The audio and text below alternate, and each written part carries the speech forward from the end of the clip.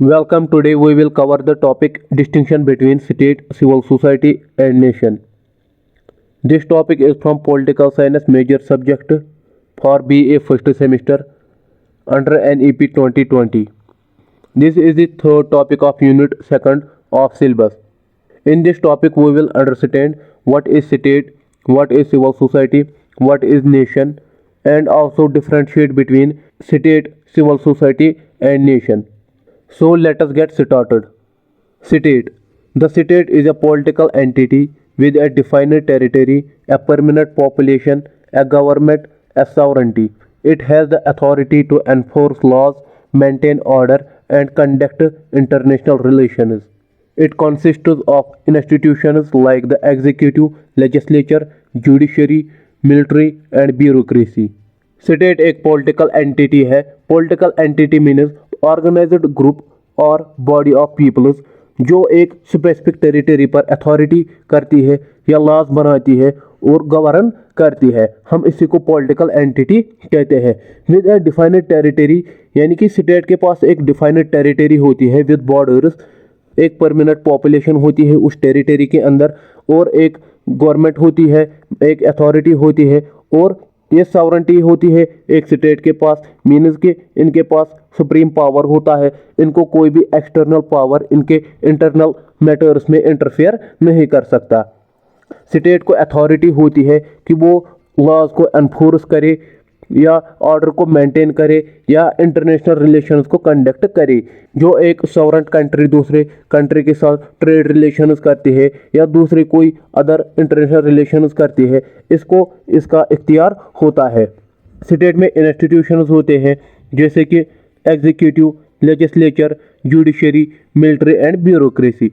Executive हम कहते हैं मिनिस्टर्स, पीएम, प्रेसिडेंट और अदर मिनिस्टर्स. लेजिस्लेचर हम कहते हैं parliament, upper house and lower house. Judiciary हम कहते हैं courts, supreme courts, high courts.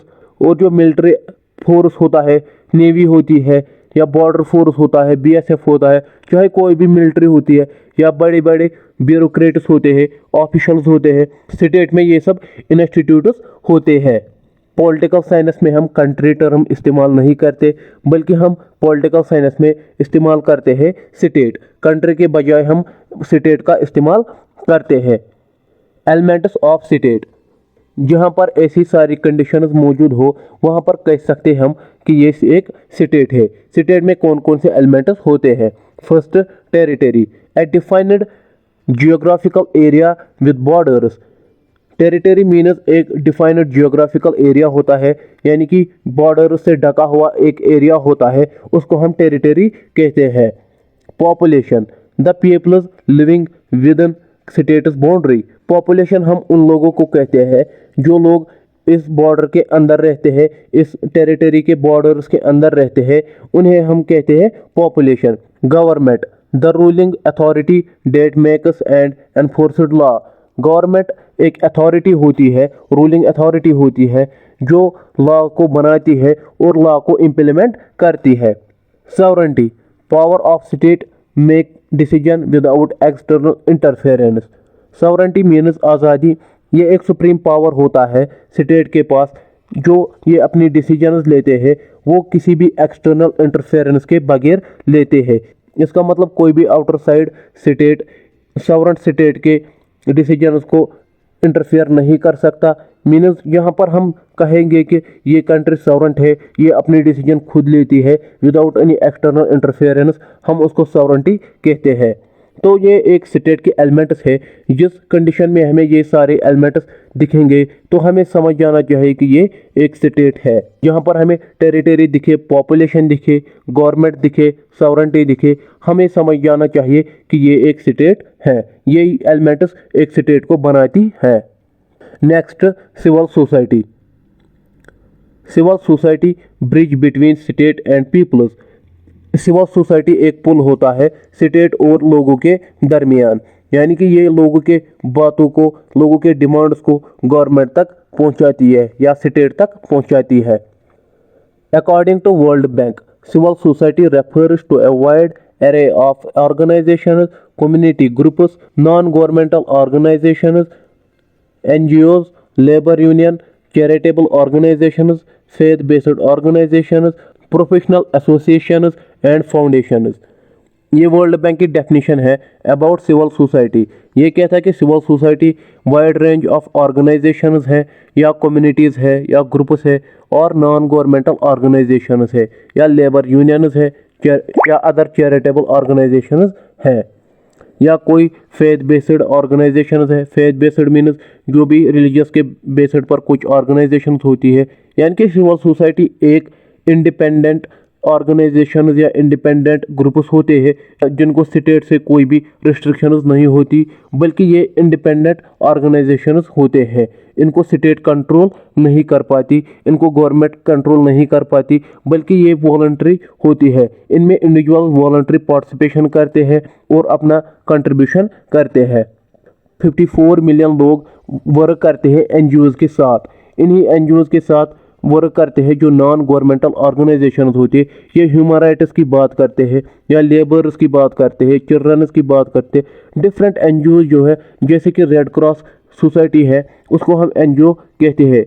Civil society evolve हुई है 17th एंड 19th सेंचुरी में।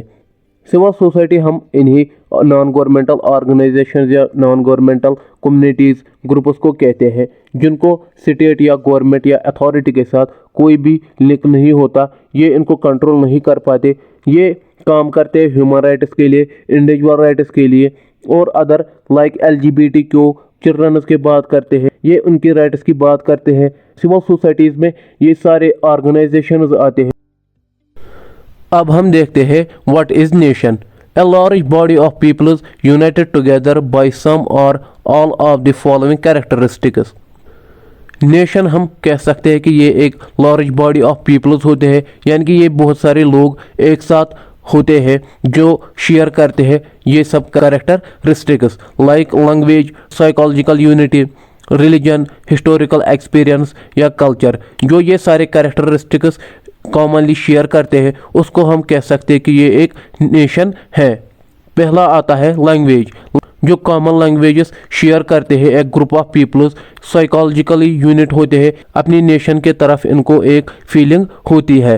थर्ड रिलीजन, ये फॉलो करते हैं सेम स्पिरिचुअलिटी और बिलीफ्स जो लोगों को एक साथ रखती है। हिस्टोरिकल एक्सपीरियंस, जब कोई स्पेसिफिक ग्रुप ऑफ पीपल एक कॉमन हिस्ट्री शेयर करते हैं वो इनको एक साथ रखती है। Culture, shared common traditions, customs and practices, जब एक group of community common traditions या कॉमन प्रैक्टिसेस शेयर करती है तो वो भी उनको स्ट्रेंथ करती है, वो भी इनको एक साथ रखती है। इन सब फीचर से जब ग्रुप ऑफ पीपल या बॉडी ऑफ पीपल एक साथ रहने लगे, लिव टुगेदर करने लगे, तो हमें समझ जाना चाहिए कि ये एक नेशन है। ए नेशन मे और may not have a state of its own, for example the Kurds और तिब्बतियंस और nations without states while Japan is a nation state. इसका मतलब एक नेशन स्टेट हो भी सकता है और नहीं भी हो सकता है, यानी कि इसकी पॉसिबिलिटी भी हो सकती है कि एक जो नेशन होता है वो कभी कभी अपने आप में ही स्टेट भी होता है और नेशन भी होता है, बट ये हो भी सकता है नहीं भी हो सकता है। फॉर एग्जांपल जो कुर्दस एंड तिब्बतियंस है वो सिर्फ नेशंस है, वो स्टेट्स नहीं है। वाइल जापान जो है, जापान एक नेशन भी है और स्टेट भी है। जापान में लोग common culture, common language, common history share करते हैं, लेकिन इनको अथॉरिटी भी है अपने पास, यानी कि ये एक डिफरेंट टेरिटरी में भी रहते हैं जो टेरिटरी के अंदर पॉपुलेशन भी है, यानी कि इनके पास दोनों फीचर्स है। जापान के पास दोनों फीचर्स है, इनके पास नेशन के भी फीचर्स है, स्टेट के भी फीचर्स है। सो ये सब फीचर्स इनको नेशन स्टेट बनाती है। तो ये थे state, civil society and nation. अब हम देखते हैं की differences. A state governs a territory with laws and institutes. जो स्टेट होता है वो एक टेरिटरी पर गवर्न करता है, एक टेरिटरी पर रूल करता है। टेरिटरी मीन्स एक डिफाइंड जियोग्राफिकल एरिया होता है, उस पर रूल करता है लॉज के साथ, यानी कि ये इंस्टीट्यूशंस बनाते हैं या लॉज बनाते हैं एक डिफरेंट टेरिटरी में, हम इसको स्टेट कहते हैं। Civil societies operates within the state but independently from the government. Civil society operate होती है विद इन द स्टेट, यानी कि सिविल सोसाइटीज़ काम करती है with in the state he, but ये इंडिपेंडेंट होती है, ये आज़ाद होती है गवर्नमेंट से, यानी कि गवर्नमेंट का इन पर कोई भी दबाव नहीं रहता, गवर्नमेंट का कोई भी कंट्रोल इन पर नहीं रहता, बल्कि ये स्टेट के अंदर ही काम करती है but without any government interference. A nation is about cultural and emotional identity which may or may not align with the state borders।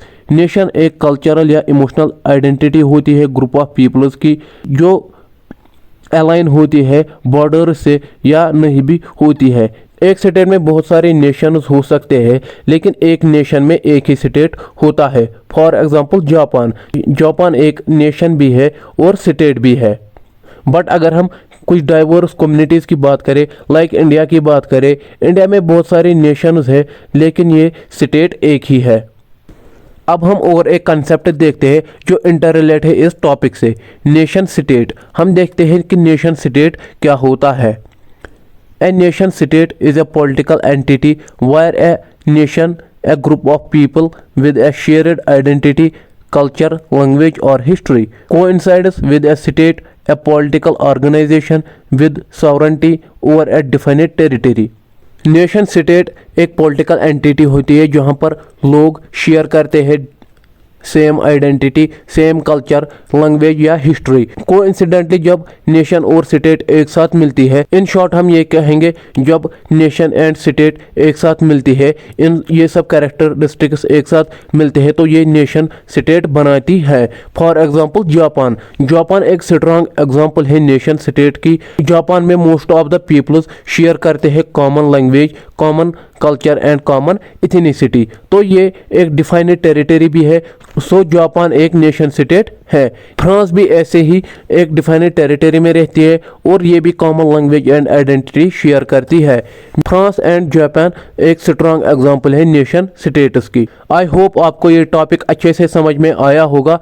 Thanks for watching, subscribe for more, good luck for your exams.